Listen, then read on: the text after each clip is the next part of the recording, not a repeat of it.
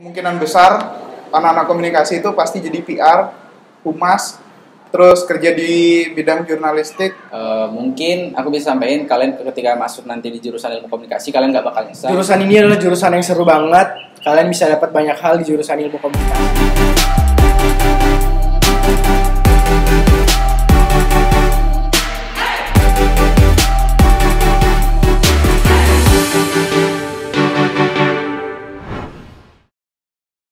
Halo, nama aku Adrian Srewayuga. Aku mahasiswa ilmu komunikasi Universitas Udayana angkatan 2020. Sekarang aku mau masuk semester 3. Halo teman-teman, namaku Ryan Nathanael Purba. Aku jurusan ilmu komunikasi semester 5 sekarang, kuliah di Universitas Udayana. Halo teman-teman semuanya, kenalin nama aku Jordi dari program studi ilmu komunikasi Universitas Udayana angkatan 2020. Sekarang aku semester 3. Aku kemarin masuknya itu jalur SBMPTN. Aku dulu itu masuk lewat jalur SBMPTN. Dulu aku masuk Universitas Udayana lewat jalur SBM. Aku milih jurusan ilmu komunikasi itu karena awalnya sih aku nggak sengaja, gara-gara ikut lomba aja jadi aku tahu ada jurusan ilmu komunikasi, ternyata menarik juga kan. Ya kenapa nggak dicobain gitu. Awalnya masih coba-coba. Dulu itu awalnya pas SMA aku cuman merasa aku ini orangnya suka berbicara di depan umum, suka public speaking, jadi aku mengira bahwa di ilmu komunikasi aku bisa mengasah kemampuan itu, dan ternyata ada benarnya tapi tidak sepenuhnya seperti itu. Tapi ya dari SMA aku memang udah suka sih dengan ilmu komunikasi gitu. Sebenarnya alasan utamanya itu karena pengen hindarin matematika sih, karena di SMA kan kayak matematika, kayak skip lah matematika. Dan ya itu sih karena kayak pengen jurusan di kuliah yang nggak ada matematikanya, makanya milih ilmu komunikasi gitu. Akreditasi jurusan ilmu komunikasi itu B.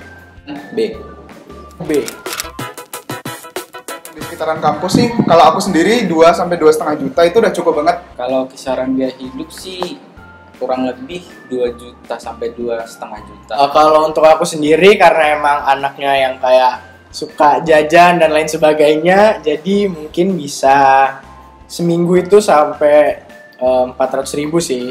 Tapi balik lagi ke orangnya, kalau seneng foya-foya ya bisa lebih daripada itu. Sebenarnya bisa kurang, bisa lebih tergantung kebutuhan dan gaya hidup, tapi seminimal mungkin kayaknya 2 juta sih. Materi yang aku dapetin itu kemarin aku dapetin komunikasi antar pribadi, Dasar-dasar ilmu komunikasi, ada psikologi komunikasi, terus ada integrated marketing communication, perspektif dan teori komunikasi, dan juga baru kemarin selesai tentang komunikasi antarpersonal, itu gimana kita belajar komunikasi dengan orang lain, orang terdekat lah kayak gitu. manajemen media, lalu ada komunikasi massa. Sistem politik Indonesia, sistem sosial Indonesia, pokoknya di ilmu komunikasi itu nggak sekedar cuma belajar komunikasi doang, jadi banyak cabang-cabangnya juga. Sebenarnya masih banyak lagi yang bakal dipelajarin, tapi kurang lebih skupnya ya media, teknik menulis berita, ya seperti itulah. Kalau tentang masalah nilai susah atau enggaknya itu juga balik ke kita sendiri ya. Kalau menurutku sendiri itu ya lumayan susah, karena kayak kaget sama lingkungan baru, terus ngelihat dosen yang beda-beda, dan tentunya beda dari guru tuh kayak, waduh ini dosennya kok kayak gini ya, ini kayak gini ya, kayak gitu ya. Soalnya banyak faktornya gitu, bisa dibilang susah, bisa dibilang gampang. Balik ke kita sendiri juga sih, mau perjuangin nilai atau enggak. Kalau di ilmu komunikasi sih menurutku nggak susah ya, karena kuliahnya juga seru-seru aja gitu, nggak terlalu menguras otak, nggak terlalu berat gitu. Jadi kita menjalannya juga santai dan nilainya juga dapat dengan mudah. Kalau dibilang susah, nggak juga, karena menurutku tugas-tugas di ilmu komunikasi itu lebih banyak yang lebih ke kayak skill gitu. Kayak kemarin aku dapat tugas gimana kita bikin video gitu, video ngobrol sama orang lain. Jadi kan tugasnya tuh nggak yang susah banget, jadi dan aku harap juga nilainya nggak susah sih. Kalau peminatan di Universitas Udayana itu nggak ada, jadi kita nerimanya itu matkul yang paket gitu. Jadi hitungannya matkul, walaupun nanti kita bakal pilih salah satu atau dua matkul, kayak misalnya di komunikasi itu ada jurnalistik, itu kita jatuhnya itu milih matkul, bukan milih konsentrasi atau peminatan. Kalau di ilmu komunikasi nggak ada peminatan, sampai kita tamat itu kita tetap mengikuti matkul yang sudah dipaketkan. Namun nanti memang ada pilihan-pilihan mata kuliah yang bakal kita pilih sesuai jurusan kita, tapi itu jatuhnya bukan konsentrasi sih. Jadi di ilmu komunikasi itu nggak ada peminatan seperti itu.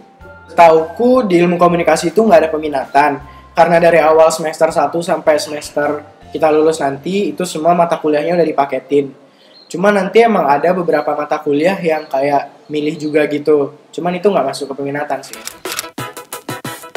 Ditanya tentang skripsi juga, sejujurnya aku juga belum tahu mau buatnya apa, tapi kemungkinan karena aku kuliahnya di komunikasi, ya jadi aku bakal meneliti komunikasi di tengah masyarakat atau komunikasi antar pribadi kayak yang aku pelajarin sekarang.